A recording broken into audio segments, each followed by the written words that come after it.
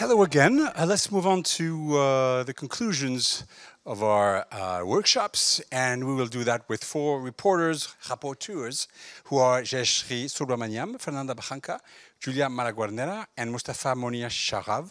Would you like to come with me on stage?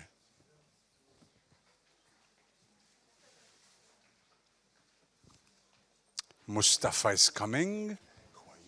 Oh, Julia is here again. Fernanda and Jayashree.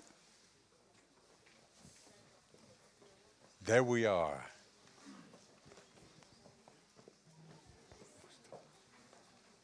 Hi there. Take a seat. Thank you. Perfect. Wonderful. So among all participants to this MSCA conference, I was very privileged, as I am the only one here who's been able to attend all 4 workshops. That was incredible, part of each workshop. And as such, I can testify how the debates were lively, concrete, inspiring, and I absolutely loved it. I started with the workshop number 3 about science and society, and the questions arose there, such as how can citizens participate in the science process? And we had a PhD student in biocomputing coming from the Philippines. Miguel was there, and he told us, okay, I really relate to Marie Curie. She was a migrant. I'm a migrant. I can feel her presence here. That's what he told us. And he said, okay, I'm not going to be emotional, but saying this, he was very emotional, I can tell you. And one of his conclusions was, science for the sake of science is useless.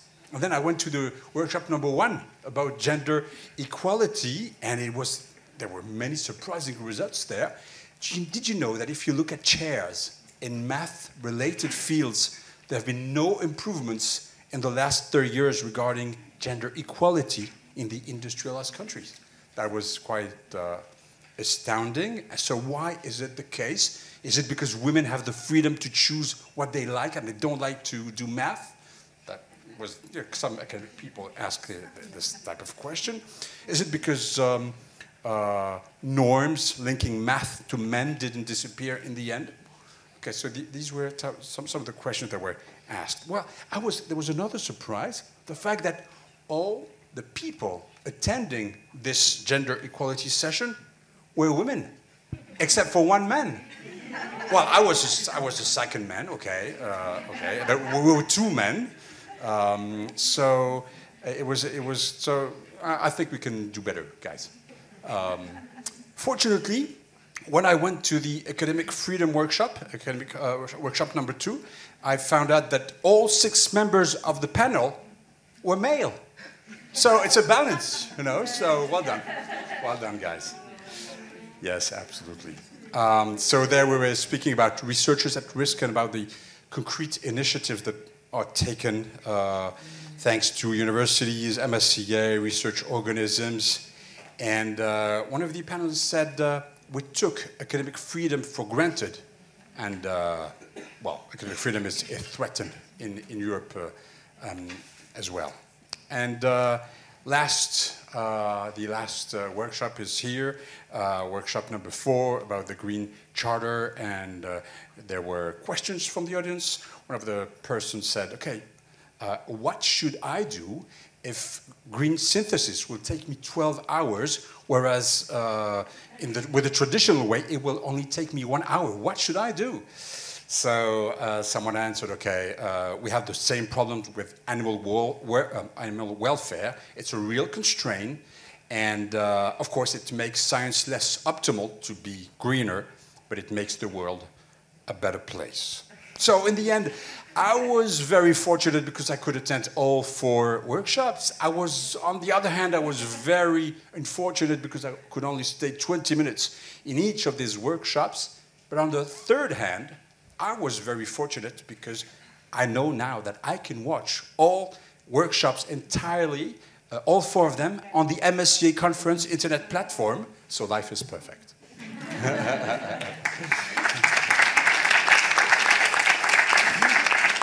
So let's listen to you, Jashri Subramaniam. You were at the first workshop, right? Yes. Okay, wonderful. Would you take the microphone? And we're looking for what ideas should be provided to the European Commission that could be useful for the future development of the MSCA program. Thank you so much. This was an incredible experience to be a part of this workshop. And before I actually move on, oh, it is working? Yeah, okay.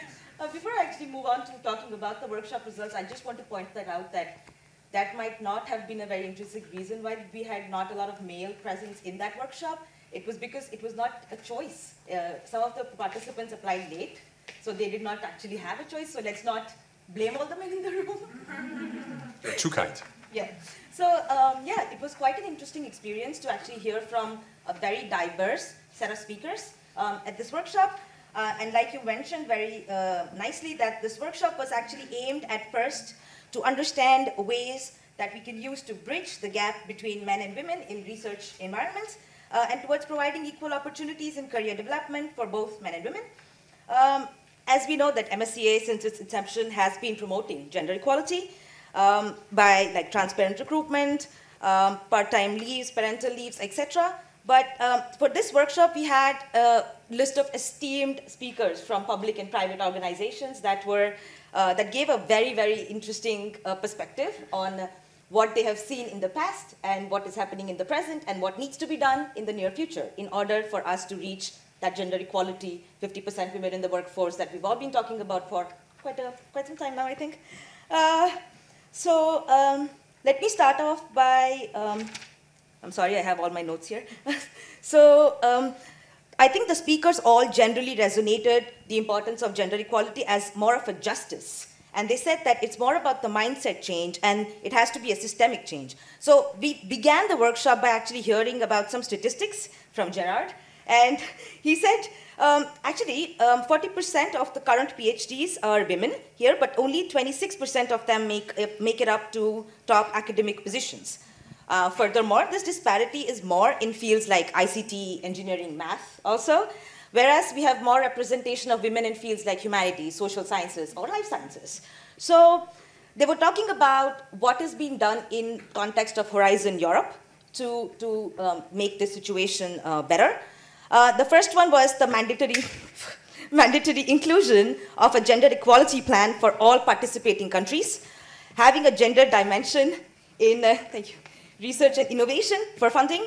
And he talked about how MSCA has been supporting this by training for career development for all its fellows, balance in evaluation panels, transparent recruitment, equal pay, family allowance, really working towards having that work-life balance. And interestingly, one of the things that was pointed out is that usually you can only apply for the postdoctoral fellowship within, you can only apply for the postdoctoral fellowship if you're within 8 years of finishing your PhD. But apparently in Horizon Europe, that has been amended a little bit by saying that if a woman has had a maternity leave, that will not be counted within that 8-year gap. So that's quite a big improvement in my opinion. And we then started discussing gender segregation, and we discussed that there were basically 3 major determinants for this segregation to exist in the first place. First being the abilities, the academic achievements of a man or a woman. Second being a difference in choices, like I don't like math, honestly. So I study biology because I love biology. So it might be a choice of the individual also. And then discrimination, obviously, that is a huge one. An interesting remark was made that, and I'm sure, I mean, I didn't know this before, that developed countries have actually had more disparity in terms of the underrepresentation of women in the workforce. And the reasons for this were also discussed, being that maybe in the richer countries, there is more freedom to pursue your interests. So maybe that's not the primary choice of a person to choose whatever they might have. And the second being maybe the cultural norms, the stereotypes. Maybe they have not changed all over these years. So, and having women in the gender, I mean, in the quota does not, I mean, having women in the panels for just for having a gender dimension or the gender diversity quota does not help much, because in some of the fields, women are already less in number. So having them have this additional burden or responsibility of being on panels like that maybe does not help their career in ways we would want them to. So now, finally coming to a couple of recommendations that were discussed during this. The first one is, and this is why I talked about all of this before, is the first and foremost should be to make these statistics known.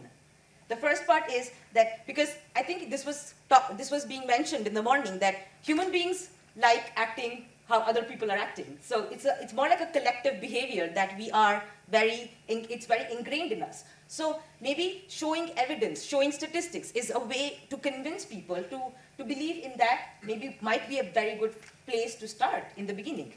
The second one being evaluator training.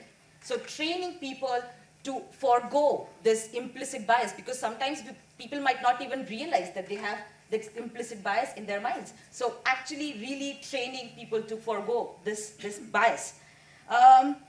Equal rewards for equal opportunities. The fair reviewing process for papers authored by a man or a woman. Monitoring the scientific education and career of both men and women in order to actually really understand how we can make possible interventions at what stage. That's also a very important point, in my opinion, that was discussed.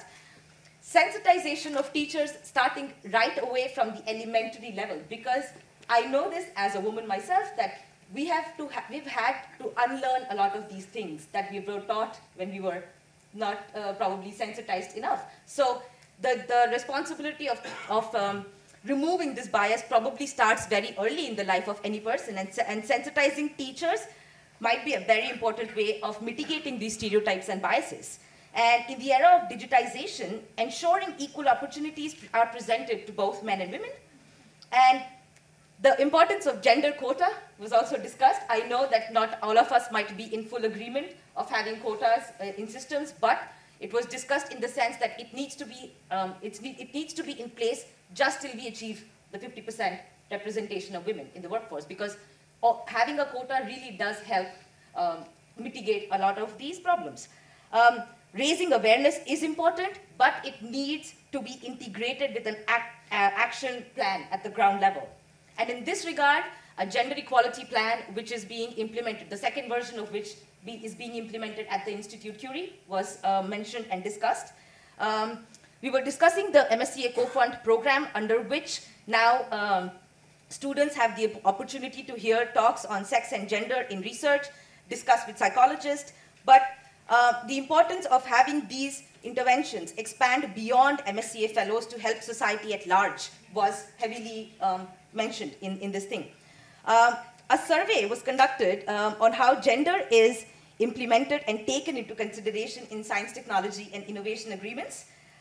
Three most important approaches for ensuring the gender equality in scientific careers were highlighted in the survey. The first one being having a gender equity in career development and progression, having parental leave policy and flexible schedules, and then incentives for women to lead projects. Then, in all EU-funded projects, having a program or a policy in place where we have some money set aside for training and technical training on all aspects of training to write and integrate all aspects of gender in all actions of EU-funded projects. Then coming back to the fact that the importance of, again, education and mentoring was discussed, giving female relatable role models in order for making women believe that they can achieve things was, and I personally really agree with that. At the end, we were discussing, again, that how all of this comes back to having a system where we have a systemic, intrinsic mindset change to bring about gender equality in research, but not just research in academia, but for society at large. And that's how we ended it. Thank you. Thanks very much, Ashley.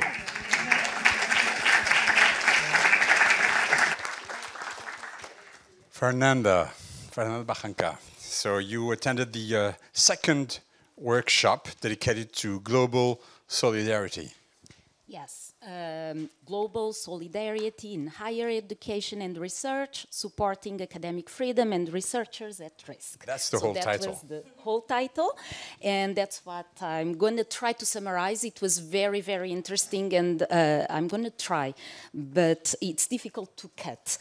A welcoming address was made first by Laura Loeak, Executive Director of the POSE program, and you may want to retain that name. The POSE program enables scientists and artists in exile to be hosted in higher education and or research institutions and cultural institutions in France, and assist them in their professional integration. So she explained the program and the successes of this program. Then we had a keynote address by Laurent Bonnefoy from Sciences Po Paris, which was also the moderator of the session. And he talked about academic freedom as a fundamental democratic value whose violations not only harm the scientific community, but also ultimately affect social and economic development and the quality of public debate. So this is very important, and he raised several points. Academics are being arrested in many parts of the world, and they are actually being used as trading tools to negotiate with Western countries. We may want to take this point in mind. Also, some states are using surveillance and control tools increasingly. And an issue is that actually, European states are also providing these resources used to repress academics, not only weapons, but materials that are used to control what is published, or policy materials. So this should be addressed. We need to be aware of this, and this is an important point that Western countries need to keep in mind and control. Now, another issue is that academics working on certain disciplines, Western academics, are targeted even in countries that would not be seen as problematic, like researchers that make field work and travel regularly to certain countries. They experience increased screening at border control when traveling. So it is important that Western countries work on improving scientific culture and trust researchers. And then something that was raised by several speakers, the lack of funding. We need more funding to address all these issues. Then we had the testimony of a researcher at risk, Farhad Ali Mukamedov, sorry if I didn't pronounce it correctly, a POSE program beneficiary. And I want to make his point here that researchers actually prefer avoiding the researchers at risk status. They are researchers at risk at a certain point in time, but then they want to be integrated and they want to be able to pursue like any other researcher. So integration is very important, and not only in academy, but also in the non-academic sector. Then we heard about the Inspire Europe project that was presented by its coordinator, Joel Anisek. And just to summarize briefly, the main objectives of this project are to improve the career development opportunities for researchers at risk, to prepare the work environment to receive researchers at risk, and for example, providing training and guidance for employers in non-academic sectors. This is quite important. And to grow the diversity of actors supporting researchers at risk, so improve the participation of countries that usually are not so keen in supporting, European countries we are talking about, and also business industry. So a lot of outreach efforts. Then we heard Alexandros Triantafilidis from Greece Scholars at Risk section, and he reported on the local implementation difficulties to support researchers at risk and the importance of the support from the international cooperation projects. So the main problem again is funding. the administrative issues also to integrate researchers at risk in universities, and they are doing a lot of advocacy to gather support. Now, the Ukraine situation is contributing a lot to raise awareness and lifting certain barriers for researchers at risk, and this was also mentioned by several panelists. Now, very importantly, and I want to pass his message, he's calling for each of us to pressure our rectors, pressure our national entities to increase the support to researchers at risk. Then we heard Michael Goebel, the director of European University Association, EUA, who talked about, he reported on a survey run by EUA and Inspire Europe on the status of researchers at risk from researchers and the institution's point of view. And as a positive result from this survey was that actually there are several programs dedicated to researchers at risk in place, but the demand for placements, actually, it's a lot above the offer, and again, due to lack of funding. So the survey ends with a set of recommendations that you can find available online. I would underline the need to acknowledge and support researchers at risk, and again, the need for funding. Not only targeted programs, but also facilitate the access for researchers at risk to access existing programs, and the need also to improve integration. He cheers the creation of MSCA for Ukraine. I think we all cheer it. And the effort made by the MSCA unit to adapt the European requirements to the special situation of these researchers. But again, he advocates for a permanent and inclusive program, not only for Ukrainian academics at risk, but for all academics at risk. This was also a point raised several times. Then we heard again the report by Refat Ali Yassin, another POSE alumni, that also shared that feeling that they don't want to be researchers at risk for all the time. They are at a certain point in time, and then they need integration.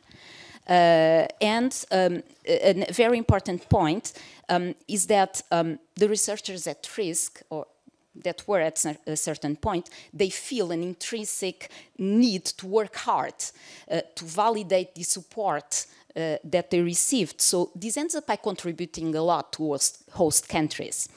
And a very important point, the nationality creates really barriers to integration, because there are suspicion, they feel suspicion actually related to their origins, and these suspicions are not dropped by their exiled status. Once you come from that country, at times you are not allowed to work in certain places because you are not trustable, right? There are security concerns, which is unfounded. Again, we are researchers, and researchers should be trusted, right? So finally, and this is long, sorry, has been long, I'm reaching the end. Laura Loheak then summarized a bit. She's the executive director of POSE program, as I said, and she talked about the defense of academic freedom and the protection of researchers at risk in Europe since the outbreak of the war in Ukraine, so the progression of efforts.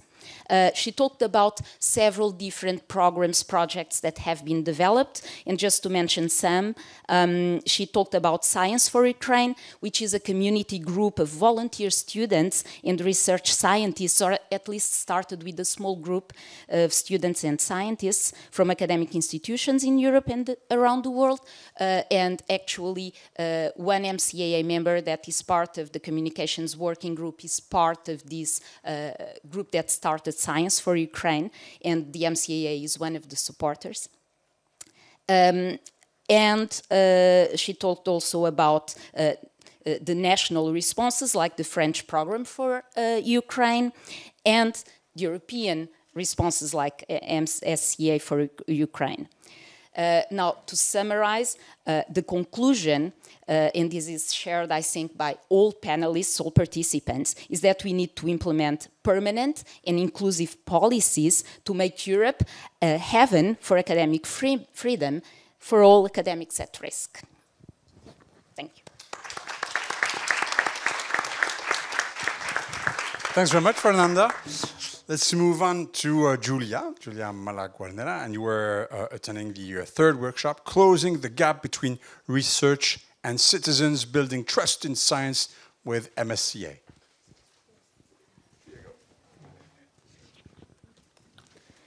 Does it work? Yes. Okay. Thanks a lot. Actually, I will reattach with the session number 2, because one of the topics that was mentioned during this building of trust in science with the Marie Curie action was how we should balance between the academic freedom and what is the societal challenge. This was a question that was in the end of the workshop, but I bring at the beginning. Why? Because it's part of the Marie Curie action request for researchers to do the outreach with the public engagement, and this is a key priority for, in general, the Horizon. And on the other side, researchers may not feel very rewarded or really capable, or don't feel that have the skills to communicate with the citizen. So how we should fill this gap, how we can build the trust, which is not only from citizen to science, but also from science researchers to citizen. So the vision that was presented by the panelists was it's important for the researchers that start to learn how to listen, not only just to speak and to communicate science. So it's not just a matter of doing the outreach, but also to have an in-reach. So how the public engagement should be considered in the Marie Curie project, or in general in the Horizon, and any kind of research activities that we do as researcher. It was interesting that one point that was mentioned was to bring the citizen science as an infrastructure. To think about that as an infrastructure, meaning that the engagement, the public engagement, should be seen as a tool for the researchers to do research. It means involving the citizen inside the research from the beginning, from the decision making on what should be the priorities, by balancing this academic freedom that is really important for the researchers, because no one has to be left alone, and also the inclusion and the inclusiveness of different part of disciplines. Researchers should be included inside this public engagement. So in any case, all of this discussion may bring to overburdening the researchers in the role they have to do. So a solution that was mentioned by some panelists was to have to consider this partner on the shoulders of the institution instead of the researchers. It means that the institution has to create the condition for the researchers to be trained, for the researcher to have facilitators that help in communicate science, maybe with journalists that are already trained in science communication to be as a filter, or to train the researchers who are naturally skilled, or they can develop these skills. But there are also researchers that are very good in the lab, and maybe they don't need to have this overburdening of communicating about their science. So it's good that there are some facilitators or intermediators between scientists and the citizen.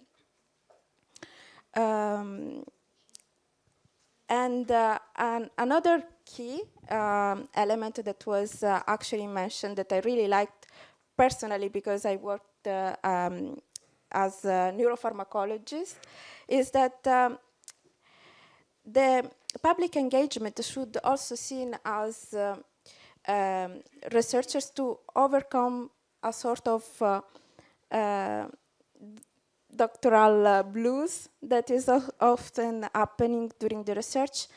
Why? Because the public engagements mean also to understand how what we are doing in the research, the contribution that we are giving to the research, is important for the societal challenges. That can be not only just societal, but can be also economical, can be also for the policy. And how scientists should communicate also with policymakers, who has to give, to take decision for the whole society. So it's important to have scientific citizen engagement, public engagement since the beginning of the research, but also to have citizen as a data source, data provider, to make a better research. And I hope to give you enough point to rewatch the session if you like. Exactly. Thanks very much, Julia.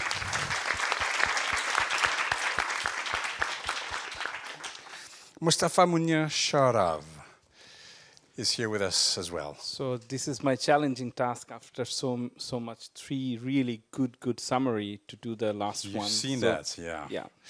So you attended the workshop number 4, From Intentions to Actions, implementing the MSCA Green Charter in research projects. Mm-hmm. So basically, if you look at the speakers of our session, you will see a really diversity on the speakers. There is a policy advisor or policy officer from the European Commission, who was Marlene. Then we have 3 researcher, 1 director of the Green Lab, 1 who is an MSCA fellow, but also working as a lawyer, and then another who is the vice chair of the MCAA, giving the non-profit perspective. So we really got a quite wonderful discussion. So I would try to summarize. How much time do I have? 20 minutes? Okay. I see people are already getting worried about that. So I wouldn't take that much time, don't worry. So Marlene actually talked about different initiatives European Commission or MSCA unit particularly took. I mean, if you look at that, MSCA unit probably was the forefront on different initiatives, not only the green initiative, but also the supervision guideline, which was already published by the MSCA unit. So she focused on 4 action plan for institutions. She talked about how much of the European Horizon Europe's 95.5 billion euro would be basically invested in climate research, which is about 35%. She also presented the MCAA and MSCA's major survey we done in 2020, where we had over more than 1,500 responses. This is quite interesting, because among those responses, there were 1 question: how many of are you aware about the MSCA Green Deal? I think about 48.2% said that they are not aware. So we really could do much better on that. Then there were another data is basically how much, or who said that they know, and another question was how much, is there any existing structure or strategy from your institution? Here you can see some light at the end of the tunnel, because we have about 41% who say that it's basically they have institutional policy. And then another question was about the impact of a Green Deal on the project itself. So 41% said that no, there is no impact. So this is also something I think we could kind of see more, because whatever research we do, one way or another, there are always green aspects, or we can make it much more greener. Then there were basically questions about the type of support received, so mainly the top-down support or financial support, and there were also discussion about the reason for not implementing. So that's mainly the lack of financial support, awareness, and guidance and guidelines. So then Marlene actually nicely presented how to implement that and what are the contents or different. I think the presentation will be available, so there are really a lot of useful links. I suggest you to go there. For example, there were the guidance material, there were the MSCA Green Charter, and there will be soon success stories. And here probably we can link it in all 4 workshops. I mean, what we see is that the lack of success stories in each case, be it the women leader, be it the academic freedom, or even citizen science. So we actually, even in MCAA, we have our own success stories in leadership, in greening the research. Then there is one important announcement. So MSCA also organized cluster events. I think in one of the last cluster event was on Green Deal, which one of the speaker, Alexander Dubiny, was the keynote speaker.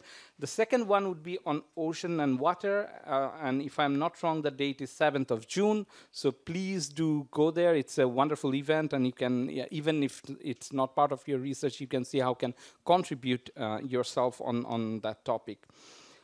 Then also she talked about the Green Charter and the monitoring and how we can implement in the Green Deal, the guidance material, how to make even more sustainable, and funding. Then we have quite an interesting presentation from Paolo Tomasiti, if I'm pronouncing right. So basically he gave a perspective from the labor law and the environmental law.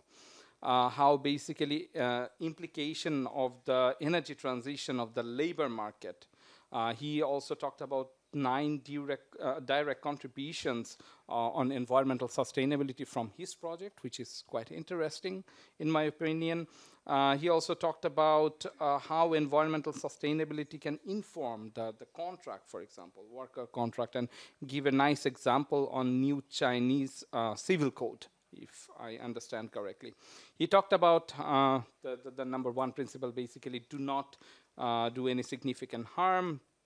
And also one of his recommendation was there were no definition what is environmental sustainability. So I think we can actually, there is another speaker who talked about it. I will come back in a moment. Oh, okay, yeah. So then we have Claudie Griesen. Unfortunately, she could not be here, and if I understood correctly, she just got awarded for her work on sustainability, so which is a quite good excuse. So she basically gave a presentation of her laboratory dedicated on ecological solutions and innovative chemical tools, and try to make a link between ecology and chemistry and use of research in industry. So there were a lot of technical content and startup, how she is doing that. Then we had Ana Rodriguez, who shared her story about leading an ITN, where she had 15 PhD students, and how she basically dealt with working with the different organizations. She provided specific training, and this is really important, and it would be one of the key recommendations from our workshop, that there are lack of training. Researchers do not know what to do. Even the institution do not know what to do. So to provide sufficient training for researcher. Also, she talked about basically 2 levels of environmental sustainability, one for the institutional level and another for the individual level, and how to do all this, remember, without impacting the quality of science. That's one of the most important things. And we actually had a discussion also on that. She also talked about how to, like measuring the easy impact, like traveling, for example. But there are also no way to measure the for example, consumables or materials? How do you measure the impact of those material? Then Martin, I mean, we know each other from, Martin was actually a keynote speaker of the last MSCA conference, which was also focusing on green research. So he was giving some quite interesting statistics. I think according to 2014, there was a comment on Nature. So basically 2% of the world's plastic wastage actually comes from research. Yeah, so this is quite interesting. I mean, we do not know how much we contribute in our research in basically polluting the world. So this is something, and then he mentioned that that's probably these are the reason why different organizations like Medical Research Council in UK, probably one of the first organizations who provided a grant, a specific grant, how to make research more sustainable. Then he talked about the UKRI's target or a net zero target by 2040, if I remember correctly. And then he was talking about, I mean, we all understand that if we want to reach the Green Deal, we need action now. And that is the reason last year he actually started the LEAF, which is an organization which make research more sustainable. So they have a criteria and calculators, basically, what the other speakers were talking about, that the challenges. So there's a calculator, you could see how much you contribute. And initially, he wasn't sure how much organization will be actually subscribed. And I think right now there are already 70 organizations from 12 countries, so no one from French actually joined. So if you are a French organization, do join, because looking at the situation, looking at the current context of the research, we would all need to work together. And if there's already a best practice somewhere, we should adopt that. And probably Green Lab is one of the example on that. Then our very own Alexandra talked about how MSCA is leading by example. For example, in our last, not the last, pre-COVID, in 2019 Vienna event, which was basically a Austrian government certified eco-level event. If you are in Austria, you know that there are a lot of bureaucracy and all this we needed to do, but we were very happy that even though there were 650 people, the event was eco-level, and she also talked about how during the COVID time MSCA changed and offered more hybrid event, talked about providing, actually at our last annual conference, there was the session from Martin, but there were also a webinar where a trainer talked about how to actually make your lab more green, how to make your research more greener, raise awareness. Mustafa, in the end, did you come to towards recommendations? Yes, did you I'm discuss coming. that? Okay. I'm only halfway through, don't worry. So then basically, then basically we talked about how we actually highlight our members' work and through the newsletter, and there's an even guideline and all this. And she actually, during the question answer session, Alexandra has quite some feedback for the commission. One was basically, why don't we make Green Charter mandatory for the organization and for the fellow? I know we have some challenges for that. There were a lot of interesting discussion. For example, there were questions from the speakers how to make things more greener. But as you want me to finish, so I will try to summarize it. There are 3 points, 3 key messages, which is for the organizations or which is for the policymakers. One is right now we actually do not know anything about how much we contribute. I mean, very little. We have very little knowledge. So we would need to do more research on that. What are our doing? What is our goal? And what is the objective? And once we know that, at the same time, we would need to provide, second example or recommendation, we would need to provide more training for different stakeholders who will in reality implement those Green Charter objectives in the lab.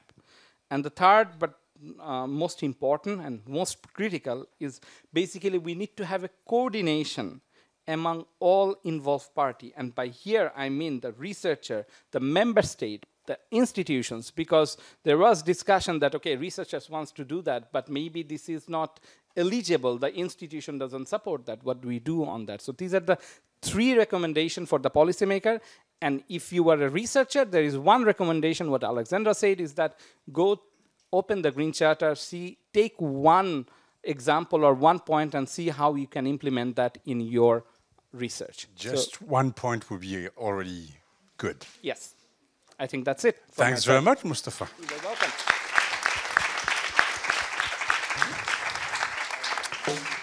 So I would like to remind you that we are going to have a wonderful moment tomorrow.